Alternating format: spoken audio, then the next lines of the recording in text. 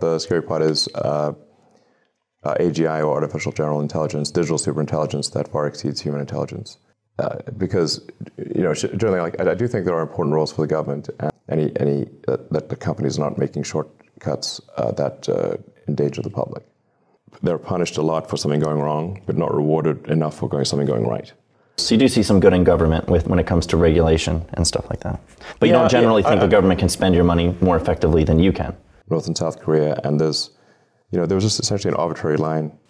Capacity over something like AGI, and then they're just going to start to overreach more and more, because that's what we've seen in the past. So I think the role of a referee in games is important, and so the government's role as a referee I think is also important. 저는 이런 생각이 들었습니다. 첫째, 일론 머스크는 신자유주의를 지지한다. 둘째, 공리주의 사상을 테슬라 제품에 적용하고 있다. 세 번째, 논리적으로 판단하고 실행이 빠르다. How's it going? 미국 주식 모아가기입니다. 저번 영상에 이어서 일론 머스크 인터뷰 내용을 다룰 겁니다. 몇 달 전 일론 머스크는 AI 데이에 테슬라봇을 만들겠다고 했습니다. 이 인터뷰 영상의 흐름은 테슬라봇의 인공지능이 인간의 지능을 추월할 텐데 그때 정부의 역할은 무엇인가에 대해서 얘기했습니다. 그러면서 여러 가지 정부 기관이 하는 일을 예로 들었습니다. 영상 보시죠. Robots. Yeah, TeslaBot. So you're creating robots. Have you ever seen a sci-fi movie in your life? Never. Okay. So the robots are not the scary part. The scary part is AGI, or artificial general intelligence, digital superintelligence that far exceeds human intelligence, is just vastly smarter than the smartest human. We could lose control of it, and then it could do something bad potentially. These things are just probabilities; they're not certainties. So it's not it's not the robots; it's the digital superintelligence to be concerned about. I think this is definitely one of the issues that we need to be concerned about as an existential risk. I think we should have a regulatory agency that oversees. Because generally, I do think there are important roles for the government, and one of those roles is in regulation of industry to make sure that that the companies are not making shortcuts that endanger the public. So, the FAA has done generally a great job of ensuring that aircraft are safe. It's literally safer to fly on an American airline or any sort of airline overseen by the FAA than it is to live in your house. You're more likely to die. Your probable lifespan is less if you lived your entire life in your house than if you lived on a plane. 그러면서 비행기를 타기 전 위험한 물건을 기내로 가져가지 못하는 점, 승무원들이 교육을 받아서 CPR도 하고 심재세동기도 준비되어 있고 비행기에 의사가 타 있는 경우도 허다하고 문제가 생기면 바로 착륙해서 치료를 할 수 있게 도와준다라는 얘기를 했습니다.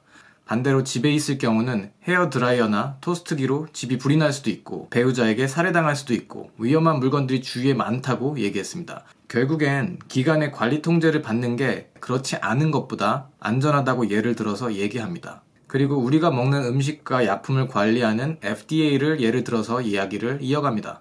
I mean, generally speaking, the FDA does a good job of overseeing food and drugs. This might be a bit of a conservative bias on, where something that could help a lot of people is not approved because it might hurt a small number of people. There's a sort of like a bit of an asymmetry.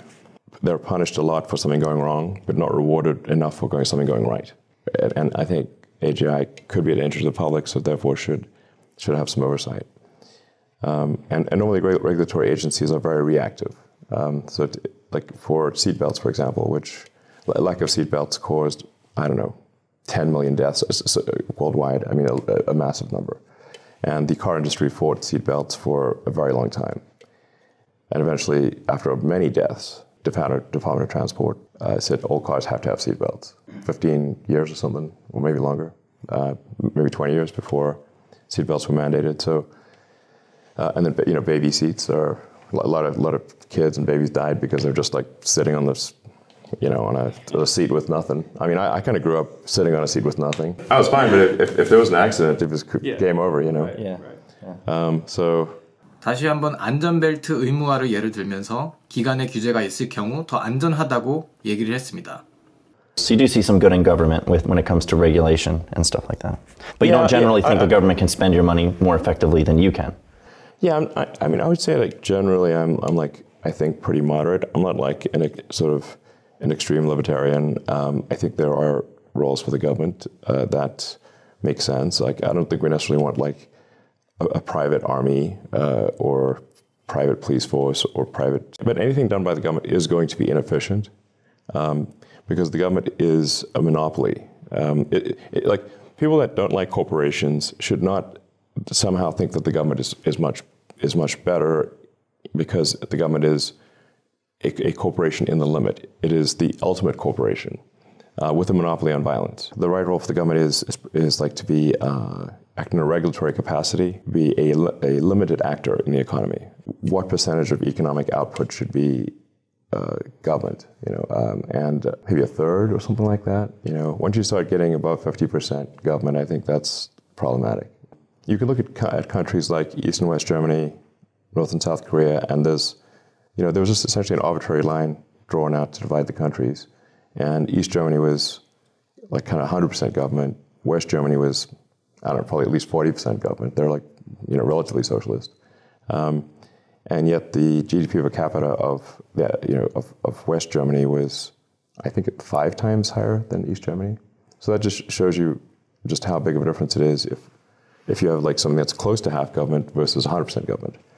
Private sector is probably a factor of 10 more efficient than the government. We should minimize how much the government does. Keep it to what is essential and not go beyond that. And then they're just going to keep going. Like, you give them a regulatory capacity over something like AGI, and then they're just going to start to overreach more and more, because that's what we've seen in the past. You give them an inch and they take a mile. Yeah, but I mean, does anyone realistically want to delete the FAA or the FDA? Probably somebody. Like, we take for granted that the food we buy is at the store is not going to kill us. The drugs we buy, like that, and they will do what they say they're going to do. Which, except for the sort of vitamin supplements industry, which can basically is unregulated, and so they can say things that are not true, and people still buy it. You want some kind of referee on the field. If you're watching, say, a football game or something like basketball, there's referees. Would the games be better or worse without a referee? They'd be worse. So I think like the role of a referee in games is important, and so the government's role as a referee, I think, is also important. You just don't want to have the government be kind of on the field as a player. It would be weird if the referees just suddenly started playing ball. 한마디로 정부는 국민들에게 해가 될 일들을 예방하고 최소한의 개입만 해야 한다. 즉, 심판의 역할을 해야 시장 경제가 성장할 수 있다라고 얘기합니다. 저는 이런 생각이 들었습니다. 첫째, 일론 머스크는 신자유주의를 지지한다. 둘째, 공리주의 사상을 테슬라 제품에 적용하고 있다. 세 번째, 논리적으로 판단하고 실행이 빠르다. 자세히 하나하나 설명하자면, 첫 번째, 일론 머스크는 시장 방임주의보단 신자유주의를 지지하는 가까운 사람입니다. 일론 머스크는 정부는 최소한의 개입만 해야 한다고 말했는데요. 본인이 테슬라에서 하고 있는 역할을 빗대어서 메타포로 얘기하고 있다는 생각이 계속 들었습니다. 이상적인 정부의 역할을 테슬라에서 나는 하고 있다. 회사에 큰 피해가 가는 일만 관여하고 계속 개발과 연구 프로젝트를 할 수 있도록 하고 있다. 라고 얘기하는 것처럼 들렸습니다. 저만 그렇게 느꼈나요? 여러분은 어떻게 생각하는지 댓글로 한번 남겨보세요. 이건 저의 경험을 볼 때도 동의합니다. 신생아부터 노인까지 몸을 사용하는 방법을 처음 가르칠 땐 많은 양의 다양한 방법을 이용해서 피드백을 줍니다. 그리고 회를 거듭하고 좋아질수록 저의 피드백은 줄어듭니다. 즉, 환자가 더 많이 하고 저는 덜 하는 겁니다. 이건 제가 신체가 건강한 사람들 운동을 코치할 때도 마찬가지입니다. 결국엔 나중엔 저의 개입이 적어야 스스로 발전할 수 있습니다. 그리고 테슬라의 전 직원의 인터뷰를 살펴보면 회사의 큰 사항을 모두가 보고 참여할 수 있고 그 모든 사람이 그 누구와도 바로 소통할 수 있게 벽을 허물었다고 합니다. 물론 이건 최고의 엘리트들이 모이는 집단이기 때문에 최대한의 역량을 발휘할 수 있게 기업 문화를 그렇게 세팅해놨겠죠. 만약 시키는 일을 주로 하는 사람이 그 환경에 가게 된다면 굉장히 혼란스러울 수 있습니다. 어쨌든 최고의 엔지니어들이 가고 싶은 1, 2위 회사가 모두 일론 머스크의 테슬라와 스페이스X인 걸 보면 알 수 있듯이 엘리트의 쏠림 현상은 심해지고 있고 다른 회사와의 갭은 더 벌어질 겁니다.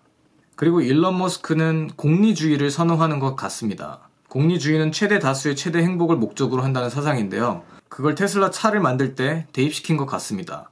예를 들어서 최대 충전 시 주행거리만 보면 루시드의 차량보다는 적지만 더 많은 주행거리를 위해서 많은 돈을 더 낼 수 있는 사람은 전체의 일부라고 생각합니다. 예를 들어서 핸드폰이 배터리 용량이 10시간에서 13시간이 늘어나는데 80만원짜리 핸드폰이 100만원이 된다고 해봅시다. 20만원을 더 주고 구입할 사람은 금전적인 이유 때문에 일부일 것 같습니다. 그 이유는 중간에 충전을 해주면 되니까요. 이처럼 대부분의 사람들이 생활하면서 만족할 만한 주행거리를 가진 차를 테슬라는 만들고 있습니다. 그러니까 표준 편차의 중간에 자리 잡고 있는 대부분의 사람을 대상으로 제품을 만든다는 거죠. 이게 대다수의 사람의 주행거리를 커버할 겁니다. 즉 거의 모든 사람들에게 적용되는 제품을 가성비 있게 만들어서 큰 파이를 가져가겠다라는 건데요. 근데 이게 끝이 아닙니다. 테슬라의 25,000불짜리 차가 많이 언급되고 있는데요. 지금은 수익성이 좋은 차가 만드는 대로 다 팔리고 있죠. 그래서 개인적인 생각으론 2, 3년 내에 나올 것 같진 않습니다. 한 5년 정도 뒤에 많은 자동차 업체가 앞다투어서 전기차들이 나올 시점을 생각해 볼까요? 25,000불짜리 차를 시장에 선보일 때 그 파급력은 거의 핵폭탄급일 것 같습니다. 이게 브랜드 파워를 가지고 대량 생산이 가능한 테슬라라서 가능한 겁니다. 왜냐면 20여 년 전부터 미리 확신을 가지고 기본부터 차근차근 준비한 결과라고 생각합니다. 그리고 일론 머스크는 논리적으로 판단을 잘하고 실행력도 매우 빠릅니다. 그렇게 생각하는 이유는 인터뷰에서 캘리포니아에 살다가 더 규제가 적은 텍사스로 이주했다고 밝혔습니다. 곧 가동을 시작할 기가 텍사스도 같은 이유 때문에 텍사스에 지었을 겁니다. 캘리포니아에서 규제가 너무 심해서 무엇인가 실현하기 힘든 곳이다라고 했고 몸이 포승줄로 묶여있는 것 같다 라는 말도 했습니다. 그리고 이런 걸 미루어 보면 앞으로 일론 머스크의 테슬라, 스페이스X의 새로운 공장이나 핵심 건물들도 텍사스나 다른 곳에 지어질 거란 예상을 한번 해봅니다.